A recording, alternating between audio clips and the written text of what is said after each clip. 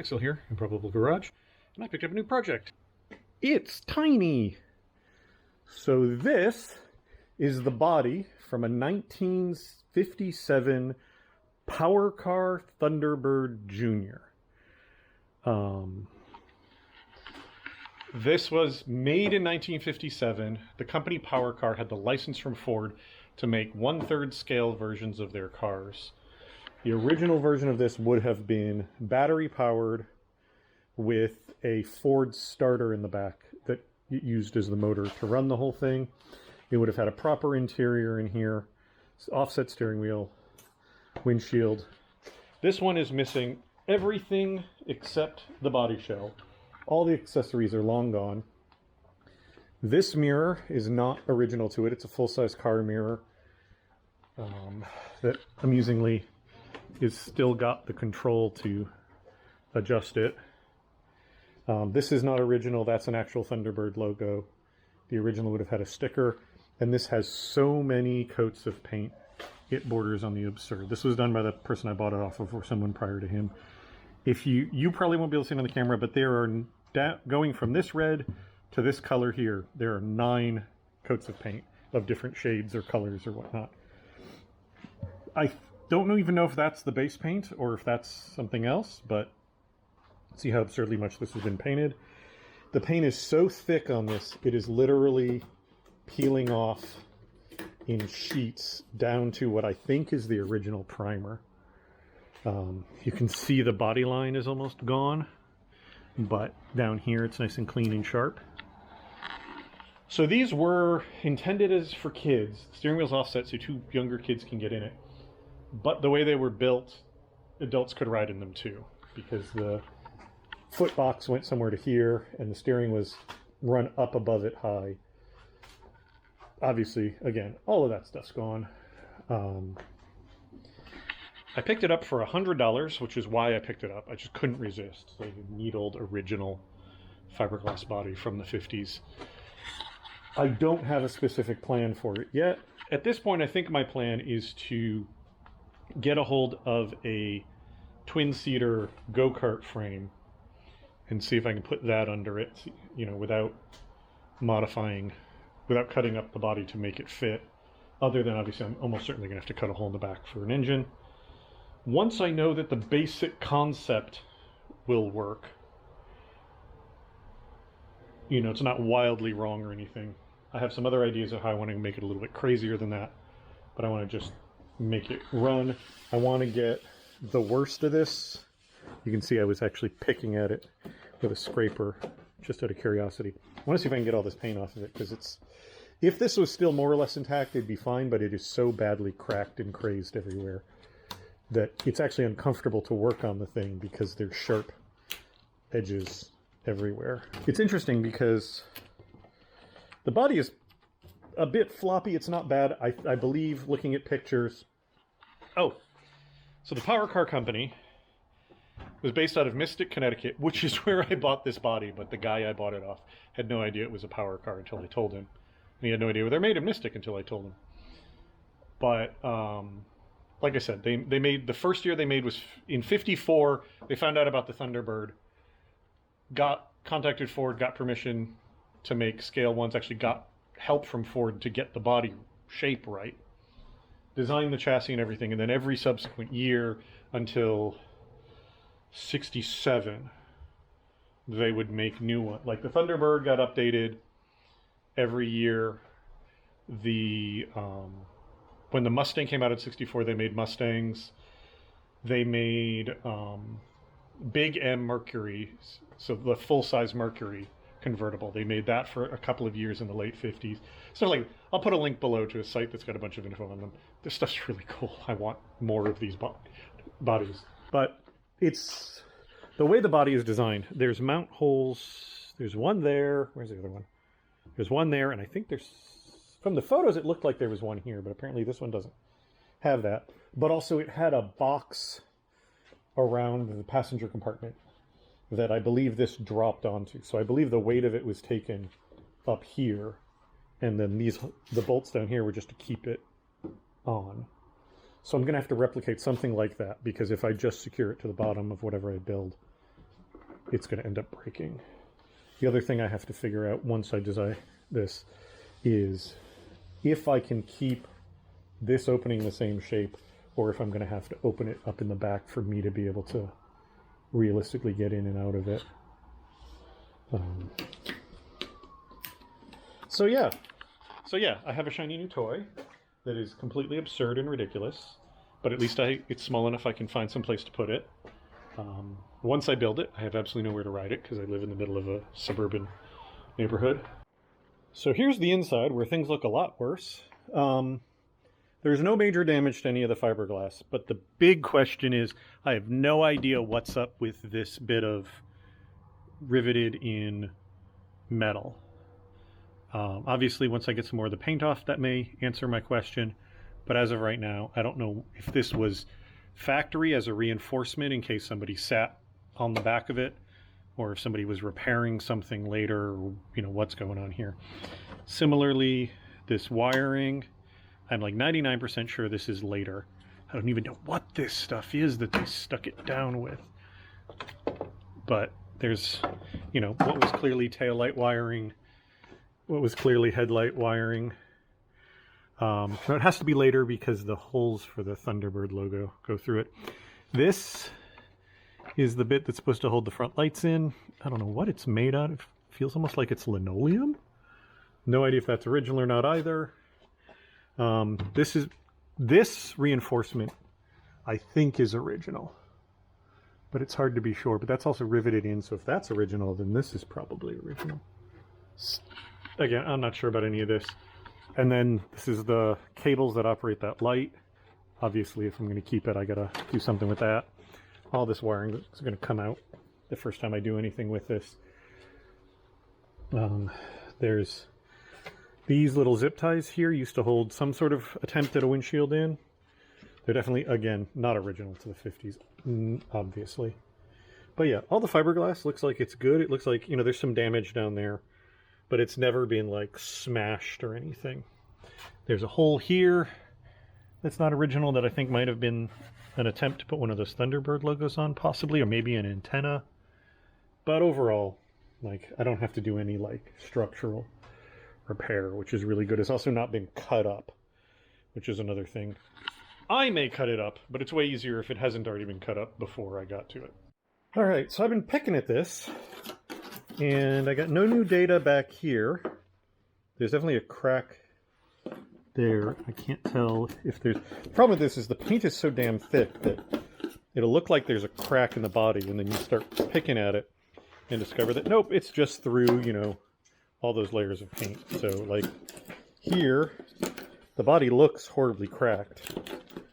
But when I don't know, I guess there is a crack there, it's just not where the paint is.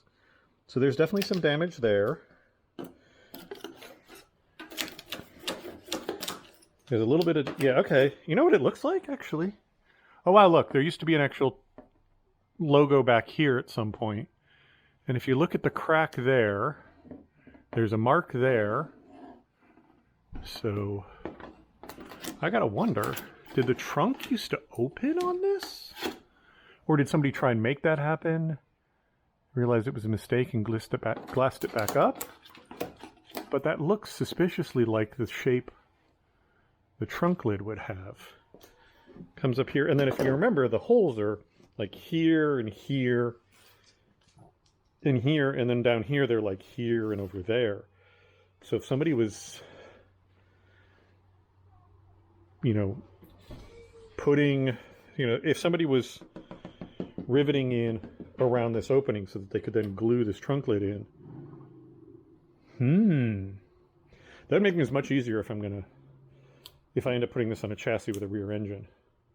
Because potentially, if I get the angles and the sizes and angles and whatnot right, I might be able to get the engine below the lid and then be able to fill it by opening the trunk and potentially not have the engine be visible at all. I have no idea if that's actually viable, but it continues to get intriguing. So let me look at show you the other stuff I found. Downside, found a huge crack right here. The body is split here, and it looks like, from what I can make out, this may have been a closed thing. Maybe not. Hard to tell, but the metal has definitely been damaged there. And that crack persists through. And there's other damage here, but also there's what looks like... Okay, it's not, I thought it was glass, but it's not. It's plastic. So this is the remains of the original windshield in here, which means this groove is the original windshield, which means this goo is probably what held the windshield in originally, potentially. Either like it was, this black stuff is not, maybe it is, no, actually that's below too, so this may all be the original stuff. I don't know where the zip ties came into it all. But that's all very interesting. But there's definitely stuff going on in there.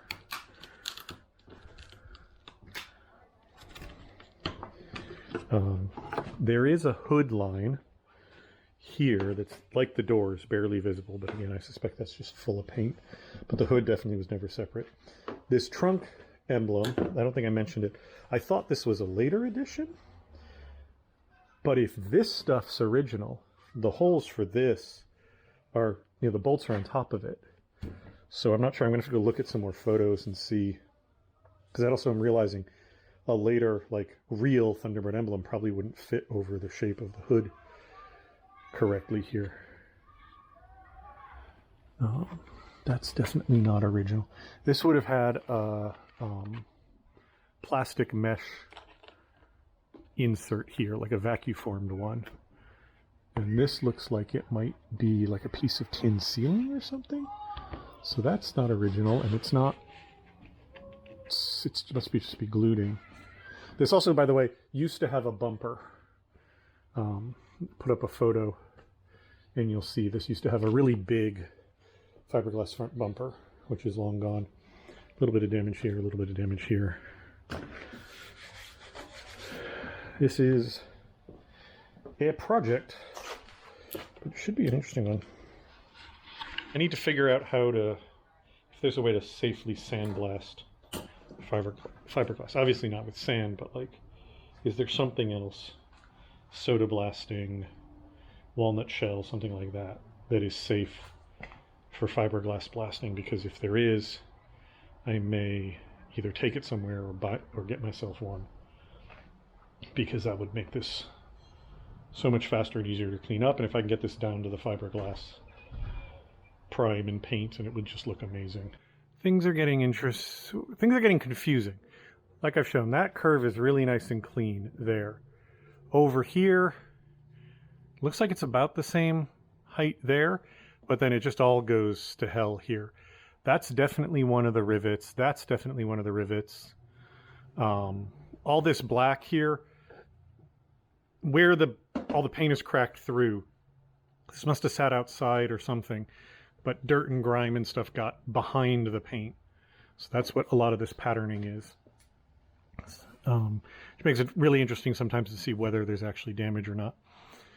But yeah, this line's really clean. And then over here it gets really fuzzy. Maybe that's the line. And then this is obviously all wrong. And then we've got the line over here, and then this comes up, is fairly clean. And then it kind of goes off script over here. This one just goes up here and stops. And then maybe there's more cracking over here. It's hard to be very sure. So it really looks like something was up with a trunk lid on this. Either it originally had a trunk lid that opened, or somebody tried it, or something. I'm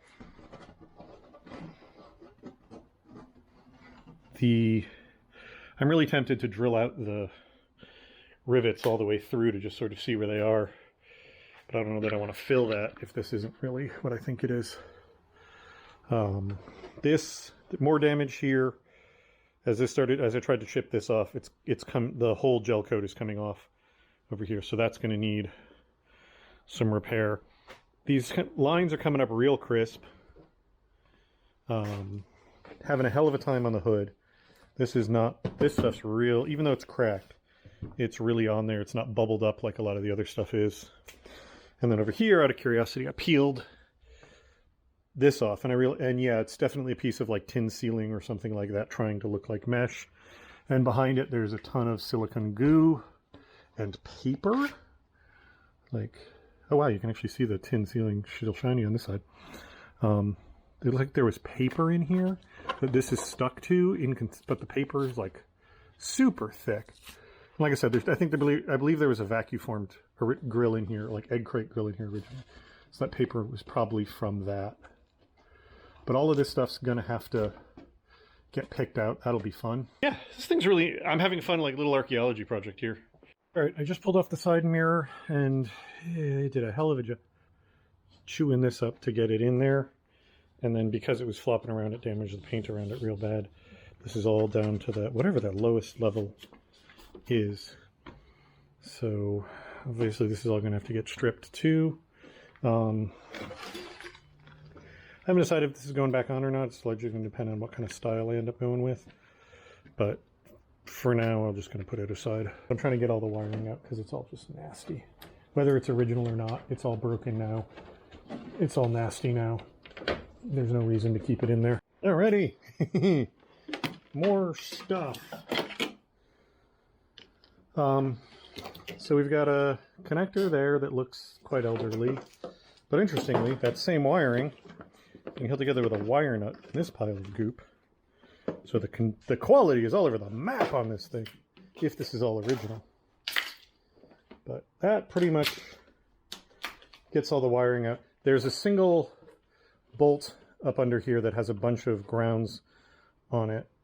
That's a square nut, so I can't get a tool on it from underneath, from above. So I'll deal with it later. This is all, like I showed before, this is all cracked here, but it seems like the piece of metal is still keeping it fairly solid. All right, this is being filmed a little later because I realized I need to split this up into a couple of videos rather than just barrel through because it's taking longer than expected. So this is going to be the end of this one. The next one, you're going to see me start pulling the paint off of it. As you can see in the background, I've been doing more of that. So I will see you all later. Thank you all for watching. Bye.